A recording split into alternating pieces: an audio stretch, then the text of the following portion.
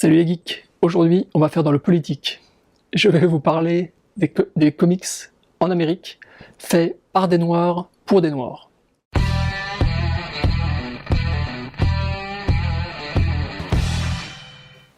En 1995, j'ai découvert une mini-série publiée par Dark Horse qui s'appelait Colors in Black, Comics from Spike. Comics from Spike, c'était un petit label, et Spike, c'était bien évidemment Spike Lee, le célèbre réalisateur afro-américain. À chaque fois, ces comics présentaient des histoires très courtes, mettant en scène des afro-américains ayant des démêlés avec leur vie, avec la police, avec leurs copines.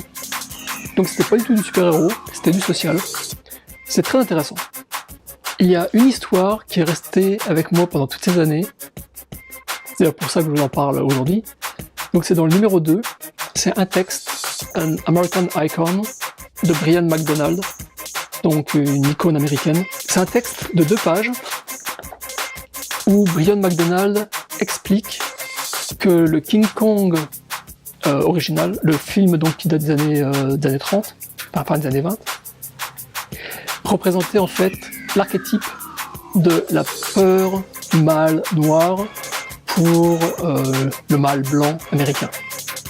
Et au début, raconté comme ça, je me suis dit, mais de quoi il parle King Kong, c'est juste une histoire d'un gorille géant, et puis un gorille géant.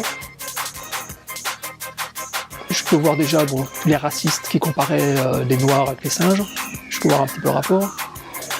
Donc, un gorille géant qui kidnappe une femme blanche. Et là, c'est vrai que ça fait tilt. Je n'y avais jamais pensé avant, mais c'est vrai que la femme blanche, donc kidnappée par l'homme noir, c'est le poster de recrutement du Ku Klux Klan. Je me suis senti vraiment tout con de ne pas y avoir pensé moi-même. Ça vous donne aussi une idée quand même, je dirais, de la profondeur des histoires qui étaient publiées dans ces 4 fascicules. On quitte un petit peu le politique. Je vous l'avais présenté, je crois, dans une vidéo live, Black Comics Returns. C'est un très beau livre, avec un format un petit peu bizarre. Je vous présente avec un comics normal, donc à côté, ça vous donne ça. C'est un très beau livre qui vous présente les principaux artistes afro-américains qui officient actuellement donc en Amérique. Il avait été publié en Kickstarter et en cadeau bonus, donc il y avait des petites cartes postales. Donc en 2010, il y avait eu un espèce d'album qui s'appelait Black Comics, qui présentait succinctement donc des artistes afro-américains. Et le Black Comics Return, c'est 8 ans plus tard, pardon. Et donc ça vous montre comment la scène afro-américaine a grandi durant ce laps de temps. Alors un dernier pour la route, c'est une réinvention de Sherlock Holmes. Il s'appelle Watson et Holmes. C'est dessiné, en tout cas celui-là, ce trade paperback, est dessiné par Rick Leonardi. Rick Leonardi s'est rendu fameux notamment avec Cloak and Dagger, la mini-série, mais également avec Spider-Man 2099 dans les années 90. Retour sur Watson et Holmes. Watson travaille dans un hôpital en tant qu'infirmier, et Holmes est un espèce de détective privé plus ou moins officiel qui aide également de façon plus ou moins officielle la police avec ses talents de détective. C'est un trade paperback qui compile les 4 premières histoires donc dessinées par Rick Leonardi plus une 5e faite par un autre artiste. Chaque histoire est scénarisée par quelqu'un de différent, et ce sont des sujets qui touchent la communauté afro-américaine, mais qui peut aussi s'adresser, je dirais, aux blancs comme moi, même si je ne suis pas américain. J'ai trouvé ça excellent. Quand je dis que ça touche la communauté afro-américaine, c'est pas uniquement des histoires de drogue et de gangs. En fait, il y a très peu d'histoires comme ça dans ce recueil. Et ce qui est également superbe, c'est qu'à la fin, ils ont imprimé en noir et blanc, avant la colorisation, le premier épisode, peint par Rick Leonardi. Ça, c'est exceptionnel.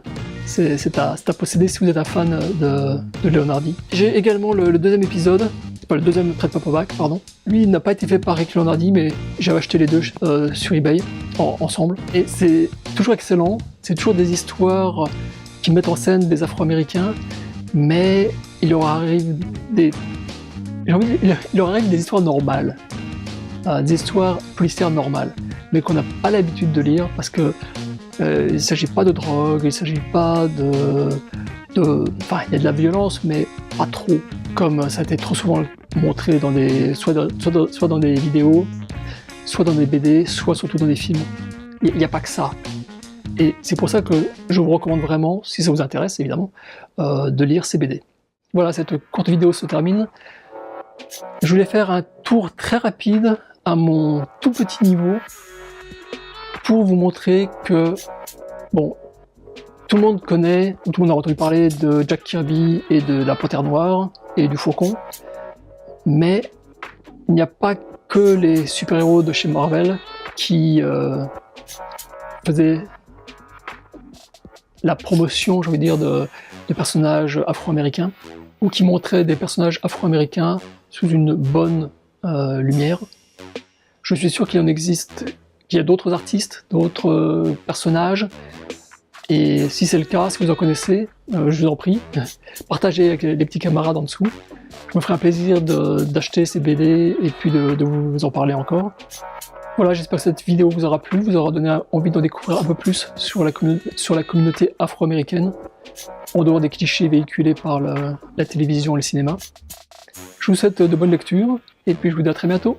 Ciao, ciao!